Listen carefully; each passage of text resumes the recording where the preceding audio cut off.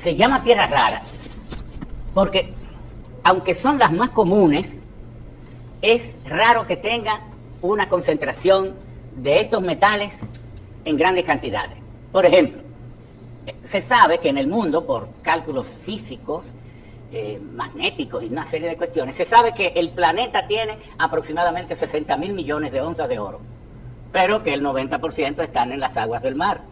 Entonces, ¿a poco se les ocurriría montar una planta para extraer el oro de las aguas del mar? ¿Por qué?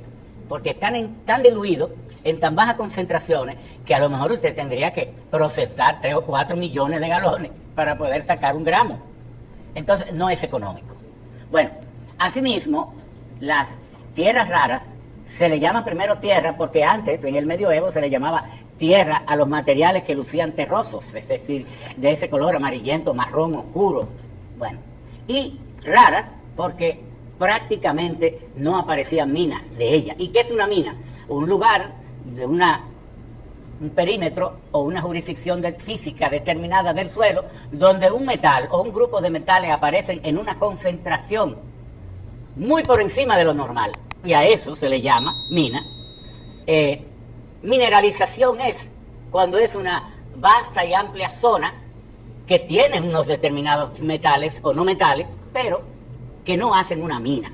Hacen mina cuando la concentración es anómala, por encima de lo normal. Bueno, entonces, ¿por qué son importantes las tierras raras? ¿Por qué se está hablando tanto en los últimos 30 y 40 años? Bueno, se está hablando tanto de las tierras raras porque de allí se extraen, de estos minerales, 17 metales que son los metales que marcan la posibilidad de fabricar, de producir todos los aparatos, aditamentos, equipos de inteligencia artificial. El mundo de la medicina ha dado unos saltos fabulosos y maravillosos. El tomógrafo, la resonancia magnética, bueno, el ecocardiógrafo transesofágico, y vaya usted a ver en la óptica, en todas las formas de hacer medicina y diagnóstico. ¿Y a qué se ha podido eso? Bueno, por esos 17 metales, que son el europio, el euterbio, el hafnio, gadolinio, el proseodinio, el sumario, el talio, el tulio, el lantano, el itrio, una serie de metales, son 17. Y son esos metales los que hacen posible la fabricación de todos los instrumentos de inteligencia artificial. Por ejemplo, para hacer un tomógrafo se necesita lantano, se necesita el curio y se necesita el itrio, y así para cada uno de ellos. Ahora, ¿por qué esos 17 metales se han convertido en cosas casi mágicas? Bueno, porque tienen todas las propiedades del oro. El oro, cuando surgieron las computadoras, todos los chips, esos corpúsculos que se fabrican, que tienen funciones y órdenes impresas. Antes, cuando uno hacía los programas, yo fui de los primeros que se graduó en computadora en Estados Unidos, 1975. Yo me gradué de Chemical Engineering and Computer Science. Pero, ¿qué es lo que nosotros manejábamos? No existían la PC, las personal computers, no existían. Eran unas computadoras que en este edificio era que cabía una, entonces uno las manejaba a través de tarjeta perforada, cinta magnética o cinta de teletipo. Entonces era uno el que tenía que programar lo que está contenido en un chip o en un disco duro, era la persona que tenía que hacerlo a través de lo que se llamaba Assembler Language, en sistema binario u octal. Entonces, un programa cualquiera para diseñar, por ejemplo, una torre del tamaño de la pequeña refinería de aquí, uno se llevaba a lo mejor 400.000 tarjetas y cada una había que hacerla a mano y cada una había que corregirla y todas tenían que estar muy sincronizadas. Imagínese usted, esa era la verdad, así nació ese mundo de las computadoras. Bueno, esos discos duros son posibles fabricarlos por esos 17 metales, y esos metales tienen todas las propiedades del oro, pero tienen una más. ¿Y cuáles son las propiedades del oro?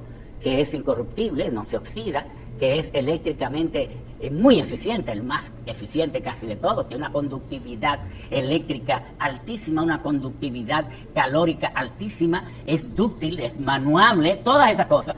Pero entonces estos 17 metales, además de todo eso, son magnéticamente regulables. Magnéticamente regulables. Es decir, que casi hablan esos metales, y por eso es que ha habido esta revolución, pero yo hablé solo de la medicina. Hoy las computadoras mismas y la telefonía. Por eso es que cada aparatito de estos teléfonos es una computadora en sí, que yo a veces para aplicarle el amor propio a mi querida gente les digo que esto no es un teléfono, esto es una computadora. Y qué pena que nada más sepamos manejar el 5% y a veces compramos estos teléfonos tan caros por comparonería, pero nunca estudiamos su uso y entonces tenemos este instrumento maravilloso sin saber usarlo. Entonces, ¿para qué dar tanto dinero en una cosa así? Y que le podría dar tanto beneficio a la persona y al país si aprendiéramos a usarlo. Porque el coeficiente de eficiencia y de conocimiento y de razonables decisiones, oiga, se elevaría y se multiplicaría enormemente si supiéramos usarlo. Y todo eso es posible por esos metales de tierra rara. Estados Unidos cometió el error en 1973 casi de abandonar. Allá en California, Mountain Pass, está la última mina que hace 3 años le invirtieron unos 1.500 millones de dólares más, pero al final de cuentas han tenido que cerrarla. Porque en Estados Unidos hay una alta sensibilidad, mucho más alta que en China.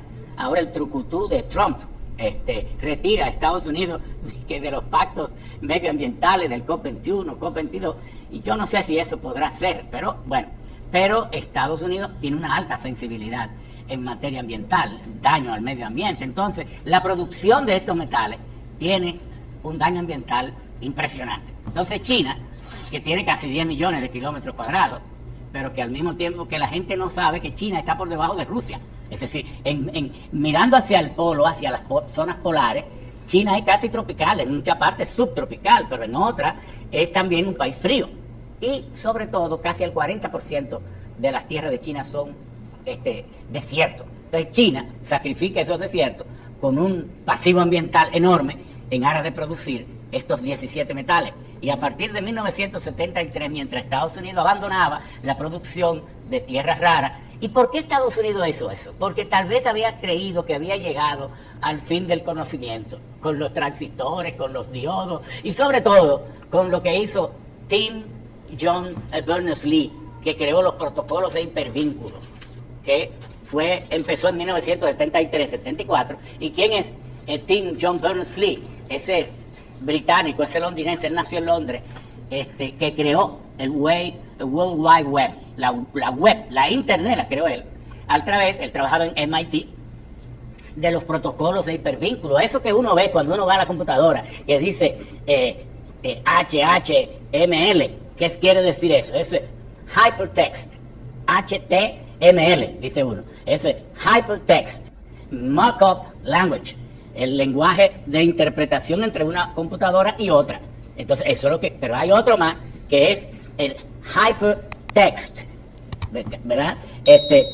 Protocol, Transfer Protocol. Entonces, ese es HTTP, que están cada vez que uno abre la computadora y se va a hacer con una comunicación. Bueno, Estados Unidos creyó como que había llegado al fin de eso.